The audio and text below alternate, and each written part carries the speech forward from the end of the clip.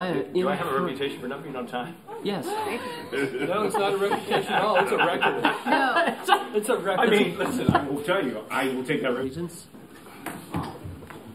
Allegiance to the flag of the United States of America and to the republic for which it stands, one nation, under God, indivisible, with liberty and justice for all.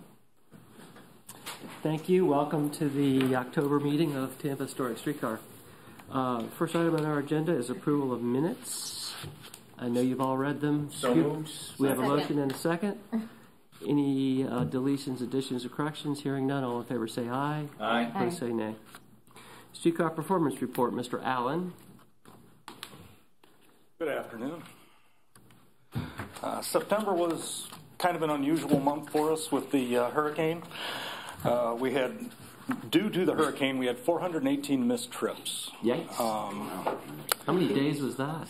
It was, we shut the last car down the Saturday morning before the hurricane hit, and we went back into service the following Friday. Wow. What was the cause of such a delay? We had to do quite a few inspections, and doing the OCS inspection was pretty lengthy. It took a number of days to get that done. What is it? The overhead? The overhead count, yeah. Because of the wind and everything, we needed to really make sure that was 100%. Yeah, no, it's understandable. Other than that, we had 3.75 missed trips due to accidents, and 3.25 trips missed due to motorman call-offs. What does that mean? They called in late, so we missed the pull-out. But we've seen more fixed route operators being cross-trained downstairs. Yes. Reggie, in particular, is very excited. David Scudder, too, is playing good. Both of them are excellent. Yeah, you did have a great month, didn't you? I have noticed on a few of my trips your training program in place. I think 3 or 4 of my last trips this month I've noticed you've had people in their training. So, yeah, it's very noticeable that's happening. Good. And we had 4 reported late departures last month, and those were all due to signal issues at the CSX interlocking. Huh. Are those resolved? Seem to be. Okay, good. Seem to be. CSX seems to also be dealing with some employee issues, and getting signal maintainers out seems to take a little longer than it used to. But so far, so good. Yeah, good. So, and we had 2 accidents in the month. The first one was on September 2nd. That was up here at 8th and 18th. Driver just basically ignored the stop sign there in the evening and was hit by one of the cars.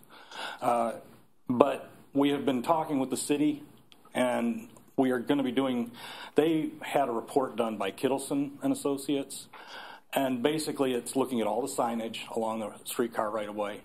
And we're going to be doing some standardization, and this is one of the locations that's going to be addressed. Good. So hopefully this will be an improvement. The other one happened on September 25th. That was at 2nd and Channel Side, which is down here between the interlocking and Adamo.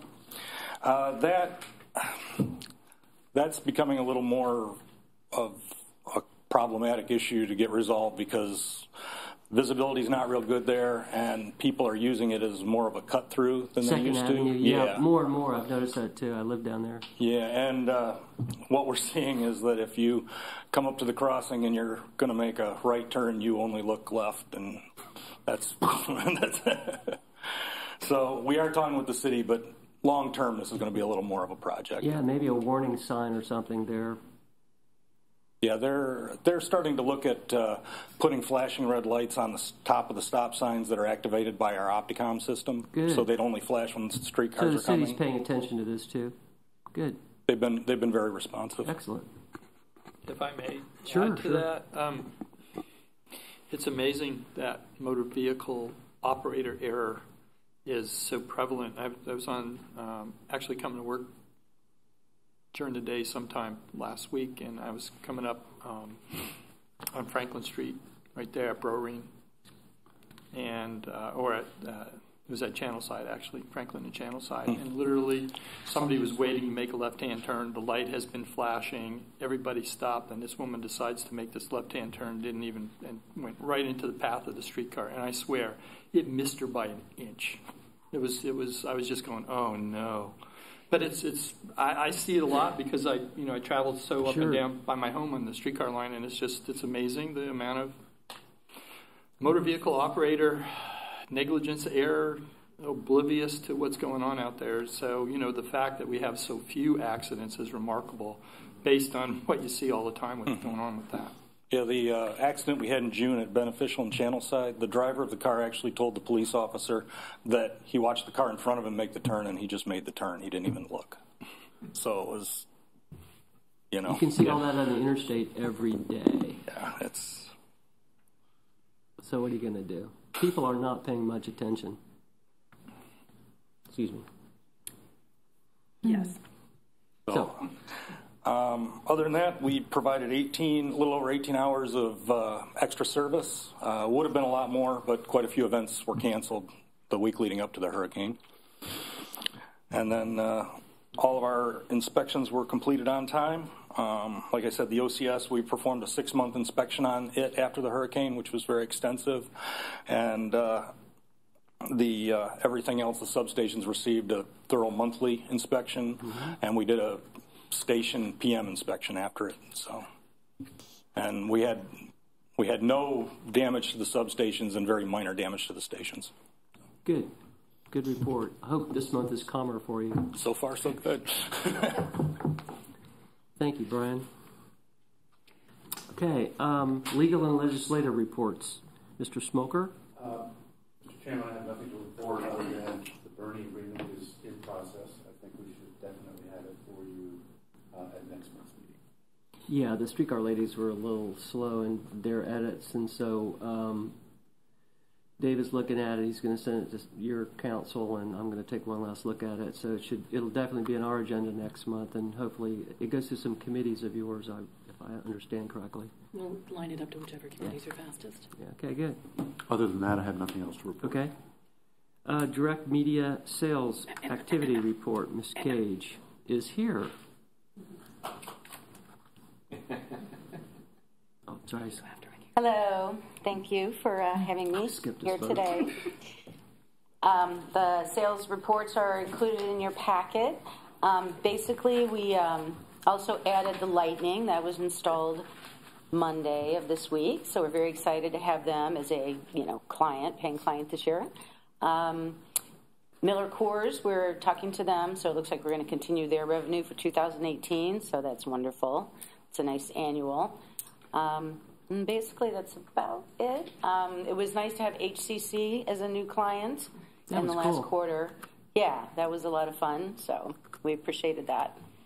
And then also we donated banners for the Streetcar Festival, like we do every year. 32 banners is another token of our appreciation for our partnership. Thank you very much. Sure. Any questions? Okay, thank you. Laurie Gage, thank you very much. Thank you, Laurie. Okay, I somehow missed Chair's report and Ms. Egan's report. I really don't have a report. We've been working on this. We're working on the Streetcar Society giving the Bernie to HART and giving. You called them the Streetcar Ladies. Well, that's because They are the Streetcar Ladies. That's because there are four. I know. No, I didn't know they. At first, I was thinking, did they change their name? No. But you know them all. Oh, so yes, absolutely. So they're very particular. So they want to give the car and about $25,000 to HART, and HART in turn will take care of the car for at least 20 years. Oh, that's great. That's a nice deal. It is a nice deal. Yeah, I mean, they don't need the money and they don't know what to do with the car, and Ms. Egan has been very gracious about accepting it, so that's all good, yeah. So that's my report. Ms. Egan? We are losing a Streetcar board member.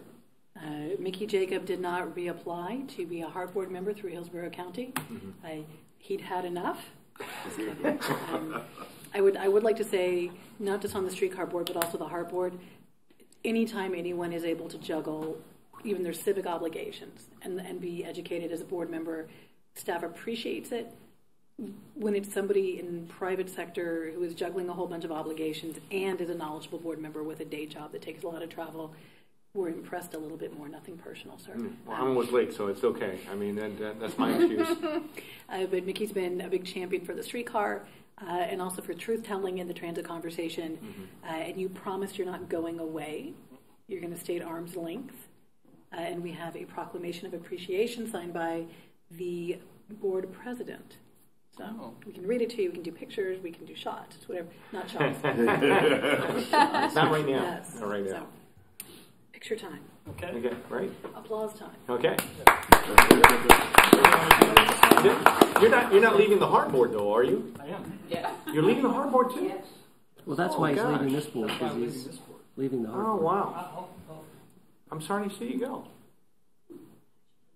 I didn't know. Listen, hurricanes happen. I don't know.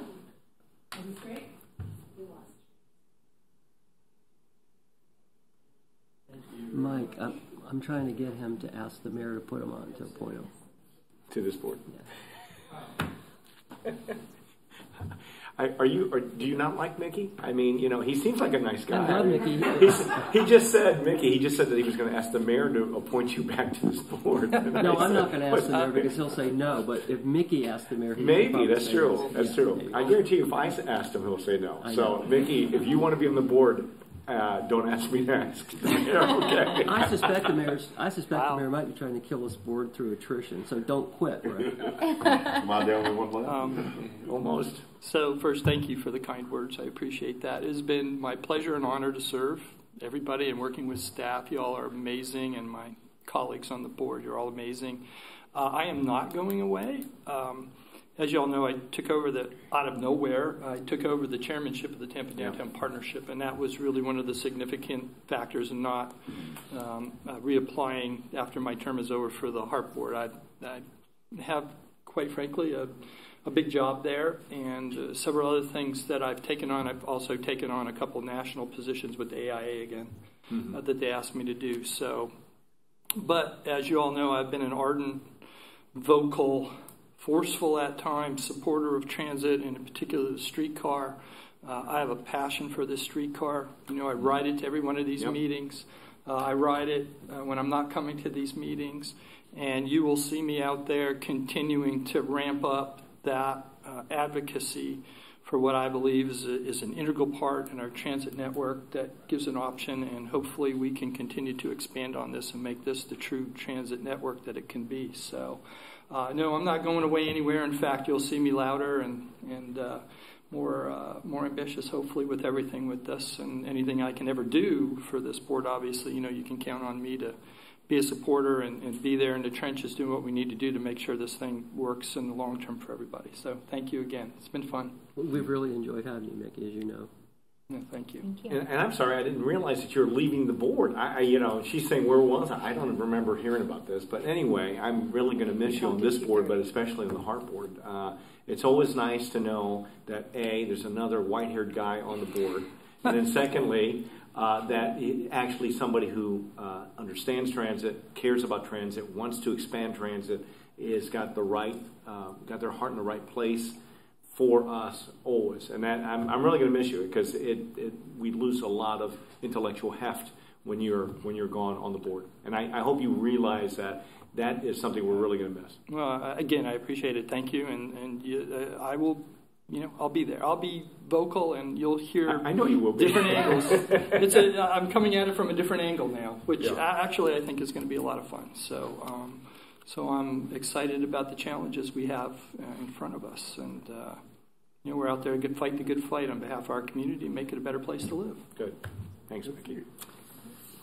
Alrighty then. We have a discussion item which could lead to a vote. I have more things. Oh, you have one? I apologize, sir. Oh, sure, no. I'm knocking at you like I'm knocking on wood. I'm so sorry. Ruthie Reyes Burkhardt has recently come from an exciting meeting with Strategic Property Partners. wanted to give us an update. Oh, wait a minute. How exciting is this meeting? Exciting. Good afternoon. Ruthie Reyes Burkhardt with HART. So yesterday, HART staff and I met with Kimley Horn staff and some of the SPP partners that they're working with based on a new project, a hotel facility that's going to be built on Old Water Street adjacent to our streetcar line, which is directly across from the Marriott Waterside. And while very impactful to our system, it's very impactful to our system from a business development perspective. And so we had a very good conversation. Obviously, our safety, director of safety, rail safety staff was there, service planning, streetcar folks were there, so that we could sort of talk about all the angles that affect the streetcar line pre and during and post of the build out of that facility. One of the important pieces to know is that they're breaking ground on that facility in March, and that's huge. And so we were like, just don't do that during the NCAA championships in January if it's going to impact the streetcar line. So from that perspective, they're kicking off in March. It sounds like it's a 2-year project in terms of the construction and build out of that hotel and facility. And there's probably going to be some impacts to the line during times where construction cranes and things need to be moved that are very adjacent to the line there on Water Street. There are also some redesign to the road, not to affect our tracks, but we may have to move some of our catenary poles in order to accommodate some of those changes in the street and how the pedestrian crossings will happen at that corner of Florida and Old Water Street there. So very impactful changes, but it's still in the design and allowing us the opportunity to weigh in from a safety perspective. Some of the Opticom system signalization there will need some upgrades in order to accommodate more than just from a traffic perspective, from pedestrian crossing, streetcar approach, and vehicles turning in front of it. So you have that perspective. Their entrance to their hotel also includes a roundabout valet entrance. Always a very scary thought from a process perspective, and the fact that they will cross over the streetcar. And so we're looking at arms or gate crossing or lighting or what that stops the system from moving from a valet perspective when a streetcar is approaching. So we're having very good conversation with them about that.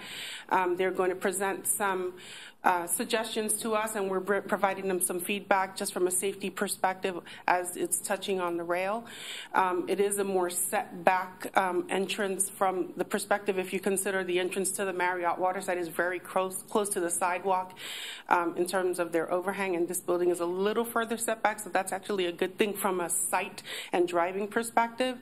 But it is a big project, and it is going to interface with the streetcar and impact the line during the time during construction, but it also is going to potentially bring some opportunity for us to work with them from the conversation of how are they going to get their construction workers there.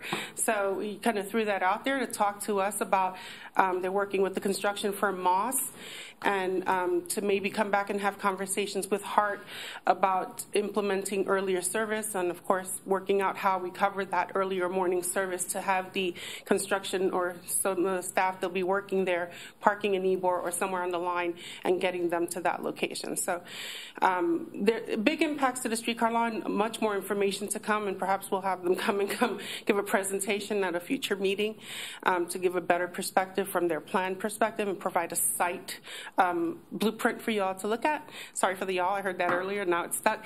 And so just a lot of information flowing back and forth, but we had a very good conversation with them about the safety features and the things coming along with it. And one of the things we wanted them to consider also is that while we have 20-minute frequency at this time, one of the things that we've heard as we were talking to the CRAs and what they wanted to do was to see more frequency, that line could see more frequency coming years, future years, from a perspective of more frequent vehicles crossing through in front of their valet area. So just wanted them to keep that in mind, that it's a 20-minute frequency now, but at some point it could be 15 or 10, earlier span and later span of hours. So just wanted to share that with the group. I think it's wonderful that they're embracing the community and engaging the streetcar in that discussion early on. Yeah. So, yeah. So thanks for Good that. work. Thank you. All right. Thank you.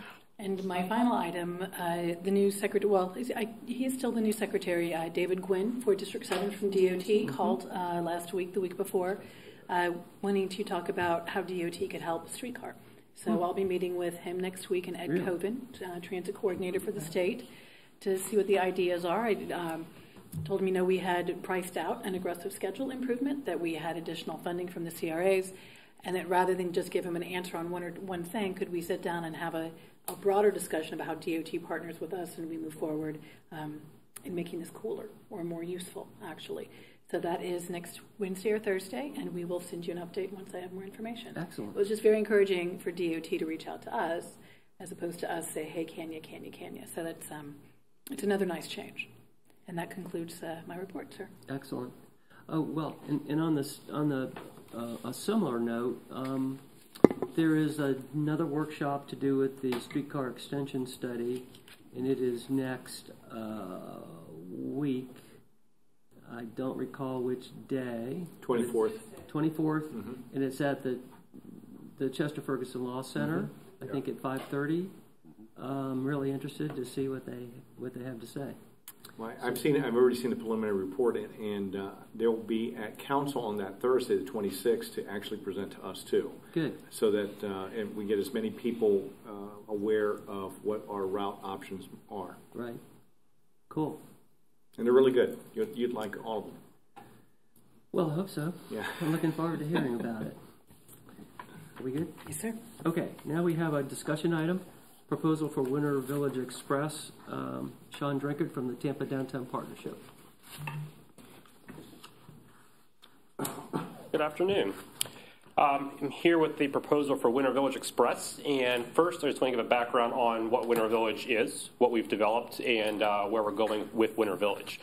So I believe in your packet there's a 3-page document explaining the Winter Village Express proposal, along with what Winter Village has done in the past 2 years. About 2 years ago, the Tampa Downtown Partnership took on the task of developing a holiday experience, an enhanced holiday experience downtown. Along with that, we took a look at the existing ice rink in Curtis Hickson, and we relocated that rink down to the waterside. We added a waterfront cafe, shops, and started to create this brand around Winter Village. The overarching concept, though, was to take this, expand it throughout downtown and all the surrounding neighborhoods. Coming into year 2, we've done that in a few ways. We've partnered with a lot of the cultural institutions, bringing Tampa Theater, for example, down to Winter Village. So their Winter Classic series, all their significant films that they showed throughout the year, or throughout the season, will be shown at the ice rink free of charge as part of Winter Village. We also work with the storefronts in downtown to expand and create a custom art display on a lot of windows downtown.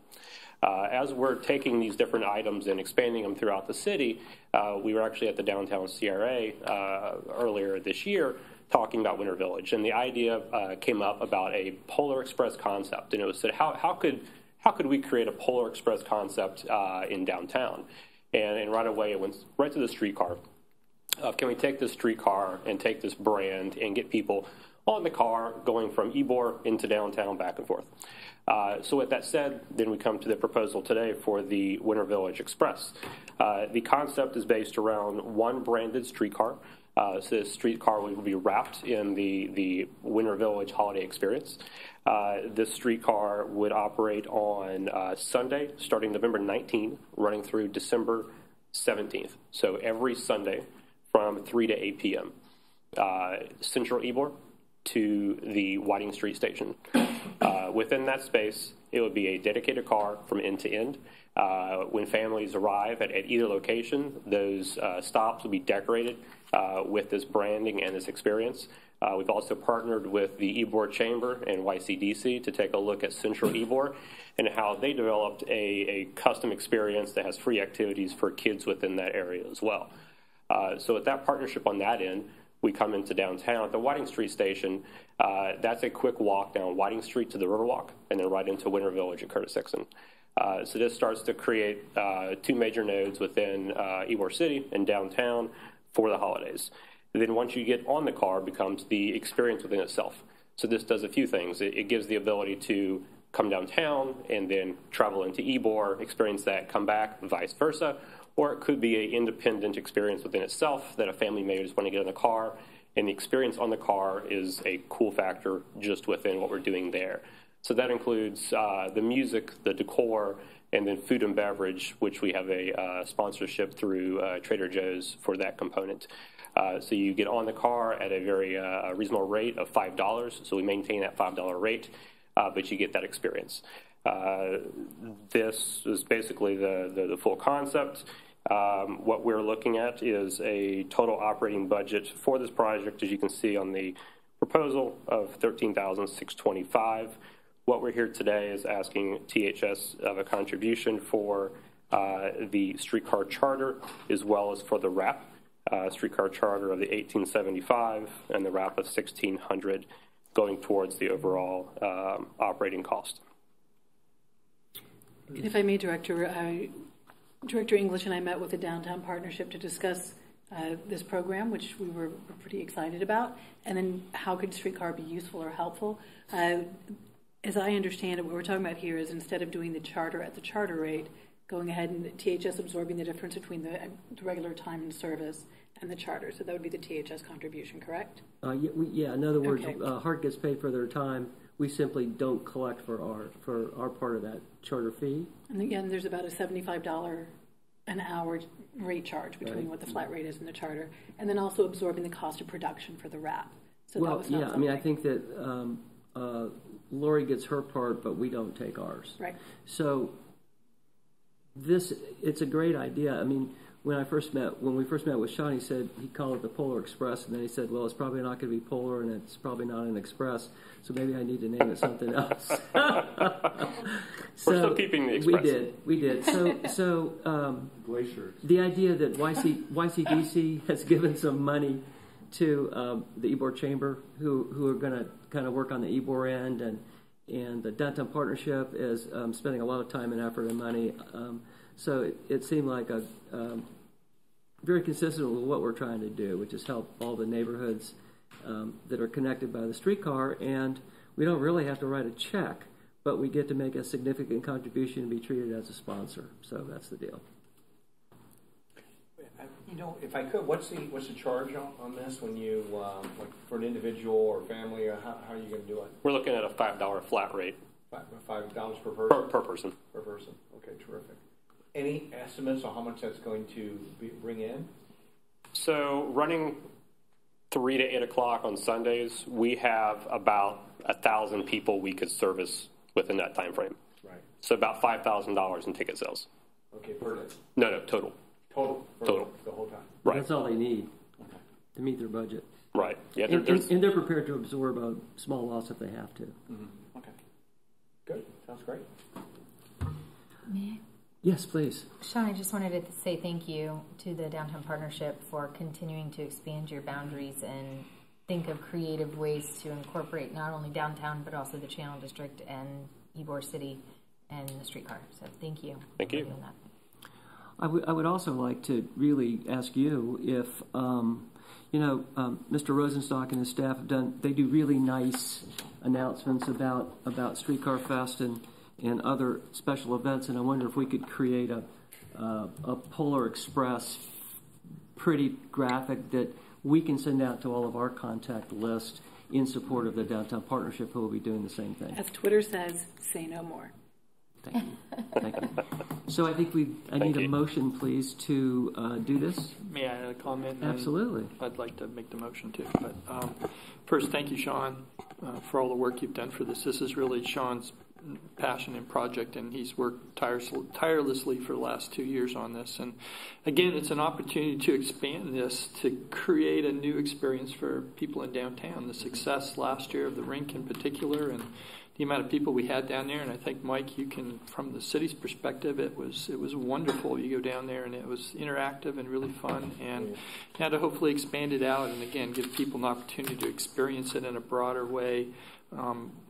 Now that I'm chair of the partnership, like you say, we at the partnership want to look at ways we can partner with HART, with the streetcar, and other entities in the city to continue to expand this reach to our communities. So we're really excited about it this year, and it's going to be some great activities down there and a lot of fun stuff. So I hope you all plan to come down and enjoy it, because I'll be there a lot. Absolutely. And then I would like to make a motion to support this proposal. Okay. I'll second it. We have a motion and a second. Any other discussion? If not, all in favor say aye. Aye. Opposed, nay.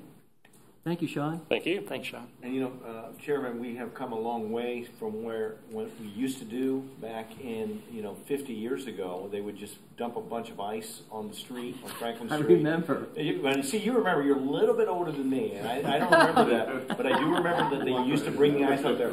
And apparently one year it was such an awful snowball rock fight that there was just no way They could continue to do they it. decided to discontinue it. So you cannot have Floridians mixing with ice and snow without the knowledge on what you're supposed to do with it. Yeah, all the hoodlums just decided it was a snow fight. Pretty much, yeah. And that's why he decided to stop doing it years ago. So. Well, the Winter Festival, if you haven't been there, is really, last year was really cool.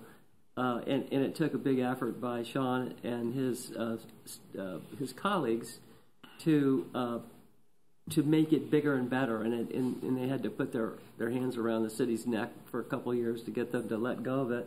Mm-hmm. But they did, and it'll be fun. It's a really nice thing for your kids. It's nice to take your family, and it'll be fun on the Christmas streetcar, the Christmas Express. So thank you, Sean. It's fun to see all of my Florida friends try to get on ice skates. That is really fun to watch. Mickey, I am one that will not attempt that at all. Okay, so. Normalized. My 2-year-old did it last year. Come on. He has better balance than me. He has a lower center of gravity. And your 2-year-old bounces better than we do. That's true. He's lower to the ground. I got you. Okay, so we only have compliance reports left, but if Ms. Egan doesn't mind, I'd like Steve Rosenstock to come up. I had asked him if I gave him a little forewarning, if he would mind talking about the marketing program that they've undertaken for the Free Saturday Streetcar and where it's been distributed and how the ridership's been the first couple of Saturdays. Mm-hmm. Steve? Good afternoon. Free Saturdays, and so far we've gone through 2 free Saturdays. The first free Saturday was also Streetcar Live. The second Saturday was last Saturday, so we're basically 10% up based upon comparisons to last year. And next weekend, well, this coming weekend will be a Streetcar Fest, so the numbers will be skewed a little bit because of Streetcar Fest. So basically, based upon the first 2 weeks, it's 10% up, which is a total of 311 trips. On the little sheet that you've gotten, the way that we're marketing it, right now there's prominent signage on each of the station stops. Press release went out today to a list of 9,285 media outlets. Social media ran. The reach was 25,299 people within the area. Engagement was 847 out of the 25,000. If you came in through the front door today, to the right, there's a little promotional signage that we use, and that does say free streetcar rides on Saturdays. We've changed that. YCDC did an e-newsletter about it, and it was in that. Downtown Partnership mentioned it in one of theirs as well. Internal motor person notification and customer service notification. What we have in process also, because we realize that since it's free on Saturday, regardless of whether a sign is there or not, we will probably have some people that will probably still pay. Regardless, and not look at the signage. So what we're doing is preparing a little sticker. Lena and I went out and looked at the TVMs, and there's a space right under where you put your money in. So we're going to put a 4-inch by 2.5-inch sticker that has free Saturdays on it. So we have that. We've only gotten, actually today, 2 complaints. I talked to Brian and also Kemley, our manager of customer service, and there were only 2 complaints so far that people did pay for Saturday, and they realized afterwards that it was free. All the motor persons are aware of it. So what we're also going to do is right now, Streetcar Fest appears on car 436 on the front panel and the back panel. We're going to change that to free Saturdays as well. Interior streetcar cards, we're going to be putting that up. on the Streetcar Fest activities brochure that we're going to be giving out on Saturday. It is prominent on the back page on the fourth cover. And on the HART email signature block, once Streetcar Fest is over on Monday, it will change to free Saturdays. And what I've been told by our IT department, it gets a minimum of 33,000 first-generation emails coming from the administrative office and whoever uses it per month. And it will link to information about free Streetcar Saturdays. It'll also go on the HART website on the front page below the fold on our promotional carousel as well. And one other thing that we're thinking of, which Lena had a very great idea, is at least for the first month, we don't know how well the banners will hold up, but at least put another banner. We have Streetcar Fest banners, and we're looking into the cost of replacing them with small banners on the railings, so it'll be even more prominent, so that people will know. So that's where we are. Any questions? That's a lot. Thank you very much. That's a lot. Yes. With the free Saturdays, and of course, obviously, with the funding that we got from the CRAs, the 3 CRAs that we went to and pitched that to. Is it possible to send them an invite, just to invite and say, hey, don't forget, due to you, we have free Saturdays, and just to their board, almost as a little thank you note, like whether it's to their chair or whomever, or through Rob Rosner, or however we would do that. But I think if you just send a, hey, just want to say thanks again and remind you that it's free Saturdays, in part because of your generosity, and just wanted to invite you out and hoping you're enjoying it. That kind of thing. Downtown Partnership should know. Mr. English is there. And YCDC should be able to know. I was fortunate enough to be voted onto the board of YCDC, and tomorrow I will be there, part of their transportation committee, and I've already sent the information to Courtney Orr over there. So we are knee deep in getting the word out. I feel like I got something maybe from Carla. Okay, good. Saying thank you. Yeah. And she sent out to all the CRA members saying thank you, and here's what we're doing. So nice. Yeah, it never hurts to say thank you. Thank you, Carla. It always helps to say thank you. Excellent. That's great. Thank you, Steve. Thank you. Nice report. Ms. Egan, anything else to come before us? We have one item under old business, which is turning into new business. An update on the ATM process. Good afternoon, Jeff Stewart, Chief Financial Officer for HART. As you may recall, some time ago, we discussed placing ATMs on the streetcar stations for increased revenue. That project has been moving forward. I've turned it over to our project management team, and Mr. Daniel Rodriguez will give you an update on exactly where we are with the vendor and the permitting process with the city of Tampa. All right. Wow. I guess I got stared down.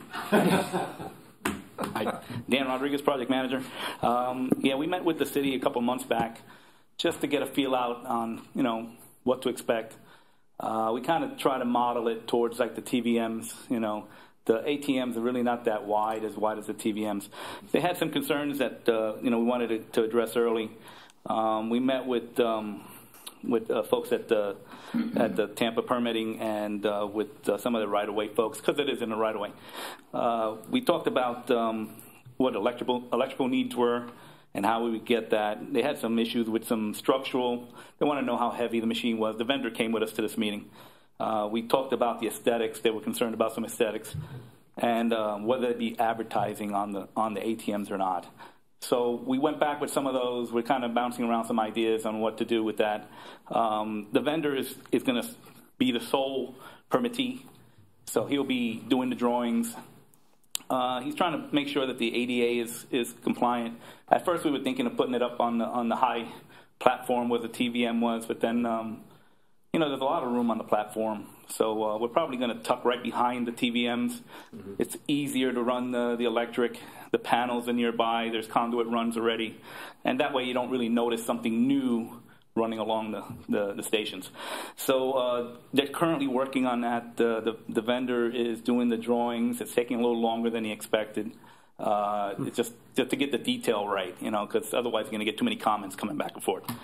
We need to still discuss on whether they be wrapped, what they should look like on the outside. Should they have the Streetcar logo? Should they have, depending on where they are too, if they're in Ybor, what kind of conditions per station. So we got to kind of look at that still, and whether or not there'll be any advertising opportunities on any of them. So that's pretty much where we are. We're working on the agreement as well.